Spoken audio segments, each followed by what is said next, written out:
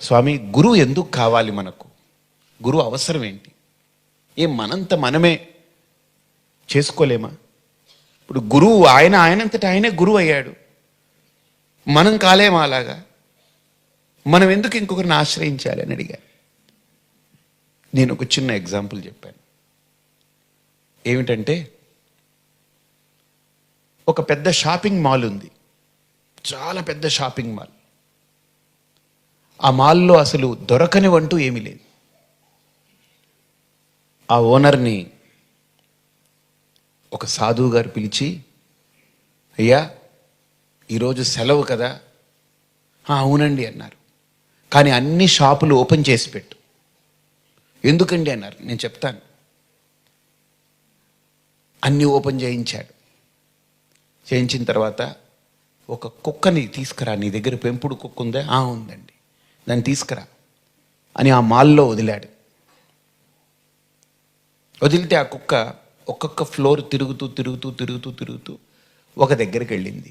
దానికి కావలసినటువంటి అక్కడెక్కడో మాంసము అవి ఇవి కొట్టి పెట్టుంటే ఒక షాపులో, దాంట్లోకి వెళ్ళిపోయి వాసన పట్టి శుభ్రంగా తినింది. ఒక గంటన్నరకి కిందకు వచ్చింది. తర్వాత ఓనర్ అన్నారు, ఇదేమిటండి, దీన్ని కుక్కను పంపారు, అది మొత్తం తినేసి వచ్చింది. పోనీవయా, తింటే నష్టం ఏంటి, నీ కుక్కే కదా. ఉందా అని అడిగారు. ఉందండి అన్నారు. దాన్ని వదిలారు. అది వెళ్ళింది, ఒక్కొక్క ఫ్లోర్ తిరిగింది. తిరిగి తిరిగి తిరిగి ఒక్క చోట దానికి ఆకుకూరలు, కూరగాయలు, అరటికాయలు అన్నీ వేలాడి తీసింది ఒక షాపులో. అందులోకి వెళ్ళి శుభ్రంగా తినింది.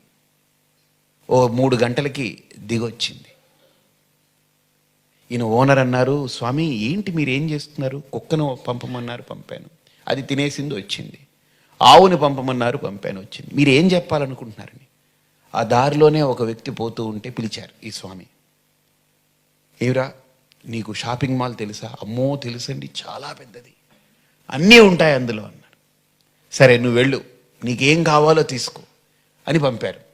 పంపితే ఈ ఓనర్ ఈ స్వామిని చూశాడు. వెయిట్ చేయి చూడన్నారు. వాడు లోపలికి వెళ్ళిపోయాడు.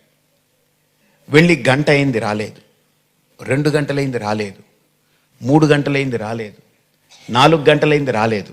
ఇప్పుడు ఈ ఓనర్కి బెంగ పట్టుకుంది. ఇదేంటండి, కుక్క గంటలో వచ్చేసింది, ఆవు 3 గంటల్లో వచ్చేసింది, వీడు మనిషి వెళ్ళాడు, నీకు కావాల్సింది తెచ్చుకోరానంటే ఇంతవరకు రాలేదు, అసలు ఏం జరుగుతుందో ఏమిటో అని వీడు బెంగ పెట్టుకున్నాడు.